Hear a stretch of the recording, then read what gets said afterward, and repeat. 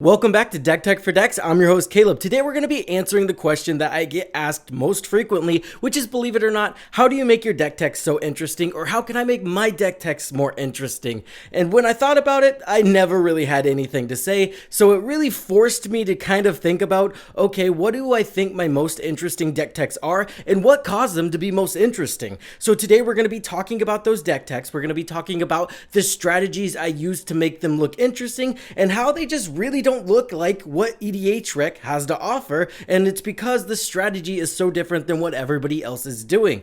The number one thing I first thought of was whenever I decided to build a strategy around a certain card or mechanic that is unique to the commander or not unique to the commander. So I picked out a strategy. I wanted to take this commander and make this commander fit that strategy. That may not make sense right off rip, but when we get into the first deck, I think it'll start to kind of piece together and you'll start to see what I'm talking about. The first deck we're going to be talking about today, that's going to tie in kind of what I was trying to say at the intro, because sometimes you say things, what your brain thinks it's saying and what you're actually saying doesn't make any sense. So we've got examples today. And the first deck we're going to talk about is my Bruce Tarl and Kamal deck. Now, this entire deck came out of an interaction that I noticed whenever I was playing one of my Jund decks.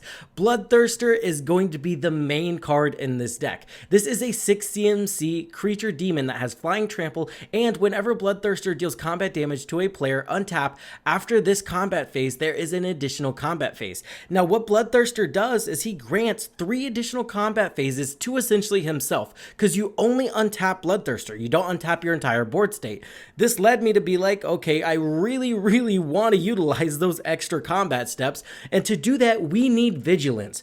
So this entire deck is just cast Bloodthirster and then you're going to win the game because it's built around the Vigilance mechanic. It gives us a unique build because we're building around specifically creatures with Vigilance, and then additionally it makes us have this super powerhouse to where whenever we cast it, we are just going to win the game.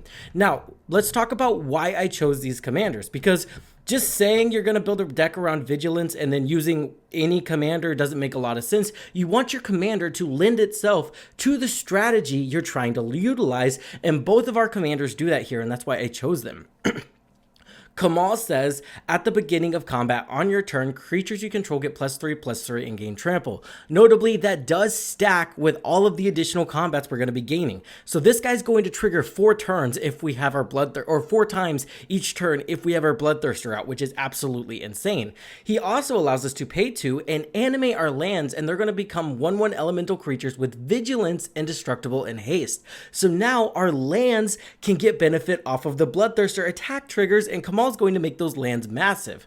Then we chose Bruce Tarl. One, that just helps us get red, and we need red to have Bloodthirster. And then Bruce Tarl also has an ETB and attack trigger, which attack triggers work here because we are trying to utilize any kind of value we can get. And if we get his attack trigger 4 times per turn, that's going to be incredibly busted because his attack trigger allows us to give 1 creature double strike and lifelink until end of turn, which can be absolutely massive. You're probably just going to kill the entire table, like I said, if you ever get Bloodthirster on the battlefield. This is a deck I have played extensively, and I just keep going back to it because of how fun it was. And at the end of the day, if you're building something pretty unique, you end up with something pretty fun, and I think that's why it's stuck around so long, because honestly, if you've seen how many decks I build, a lot of these decks are not long for this world. As soon as I find something interesting or I get bored with a deck, it goes away, and this is one of those decks that's just been a mainstay, and I always come back to it.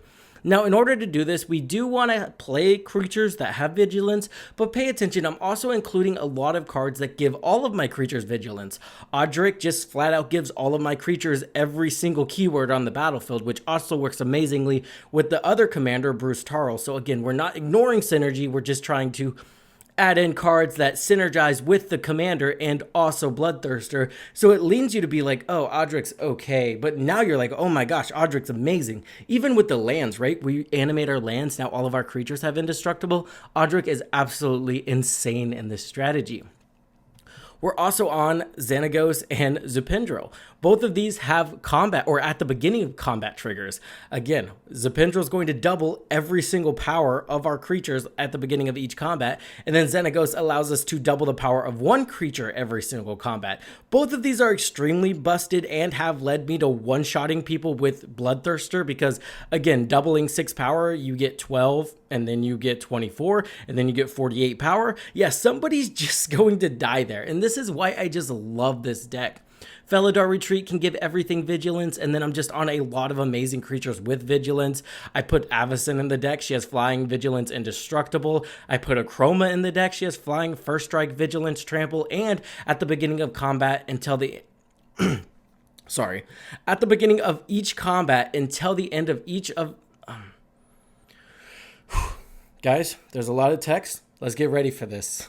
At the beginning of each combat until end of turn, each other creature you control gets +1/+1 if that creature has flying, +1/+1 if that creature has first strike, and so on for double strike, death touch, hexproof, lifelink, indestructible, menace, protection, reach, trample, vigilance, and partner. Okay, cool.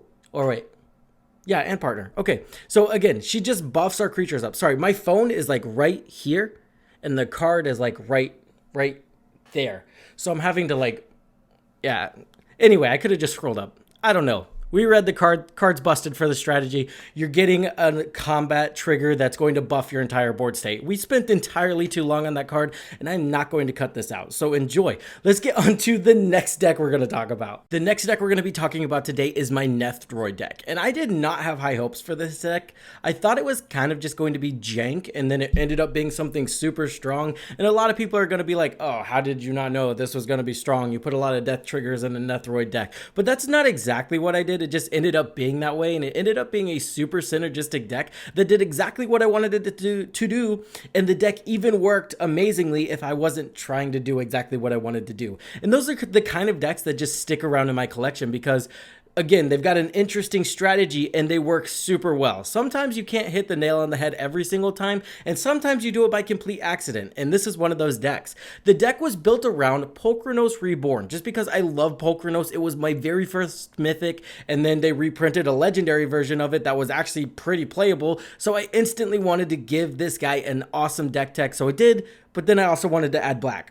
So Nethroi just came into a kind of secret commander strategy where I was trying to build around Pulchronos. Pulchronos is a 3 CMC legendary creature hydra that has reach, and then you can pay 7 mana or just 6 mana in white Phyrexian to transform Pulchronos Reborn, activate only as a sorcery. And then whenever he transforms, you get Pulchronos Engine of Ruin. Reach, lifelink, whenever Pulchronos Engine of Ruin or another non-token Hydra you control dies, create a 3/3 green-white Phyrexian Hydra creature token with reach and a 3/3 green Hydra, white Phyrexian Hydra creature token with lifelink. So you get a creature with reach and lifelink, and it's a 3/3. So the goal here was to kill as many hydras as possible, and Nethroi allows us to do that. Nethroi is a 5 CMC creature with mutate for 7, so you're almost always just mutating him onto a creature.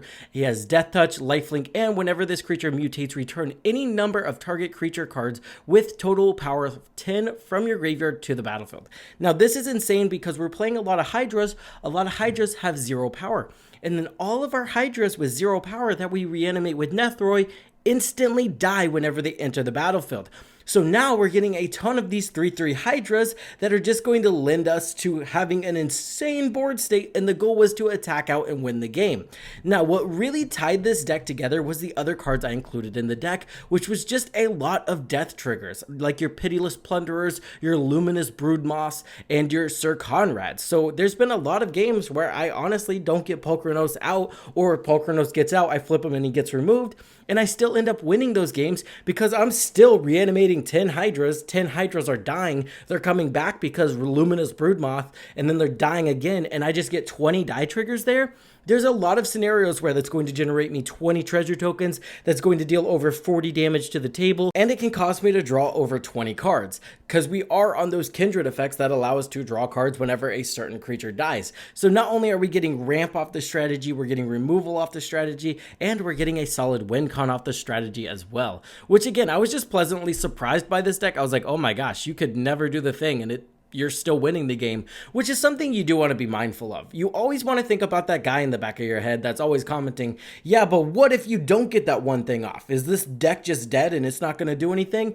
And that guy's right, and make sure he's not right by proving him wrong and including other win cons, right? Even in the other deck, if we never get Bloodthirster on the battlefield, just getting something like Zapindrel and our commander on the battlefield, animating a couple of lands, you're still going to do a ton of damage to a player. You don't need Bloodthirster to win, but the fact that we built the deck around Bloodthirster, it just kind of gives you a unique strategy on top of a super solid strategy as well. So that should be the goal.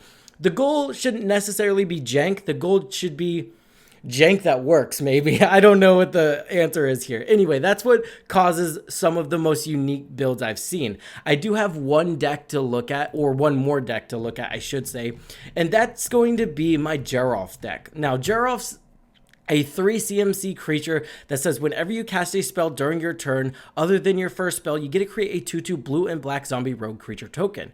And then whenever a zombie enters the battlefield under your control, you get to put a 1/1 counter on each other zombie that entered the battlefield this turn. This is just a boring Storm Commander, and that was what it was on EDHRec. A boring Storm Commander.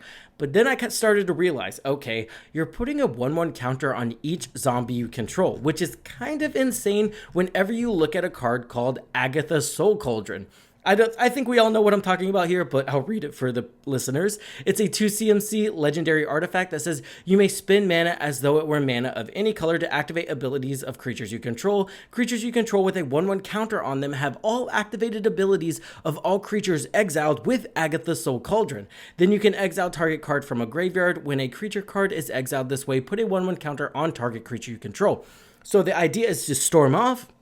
And then when we storm off, we get a giant board of zombies with counters on them, and then we're playing a ton of tap abilities. Again, this deck is just a bunch of cantrips and stuff whenever you look at EDHRec, but whenever you look at this deck list, we're on stuff like Arcanus the Omnipotence, which looks absolutely weird. If you just look at this deck list and you see Arcanus Omnipotence and you don't connect the Agatha's Soul Cauldron thing we're trying to do, you're just left there like with, whoa, I have no idea what we're trying to do here. That seems insane in this deck, but it just makes sense whenever you think about the strategy. Another thing I wanted to point out is this is one of the decks where I get that guy that comments the most, right? If you never get Agatha's Soul Cauldron on the battlefield, what are we doing? We have a synergistic mono blue deck that's built around creatures tapping and untapping. All of these creatures can still be hard casted, like your Fate Stitcher effects. Fate Stitcher just says you may tap or untap another target permanent, and we're on a lot of those abilities that allow us to tap and untap target permanents. And then we have mana rocks that allow us to tap for our devotion to blue.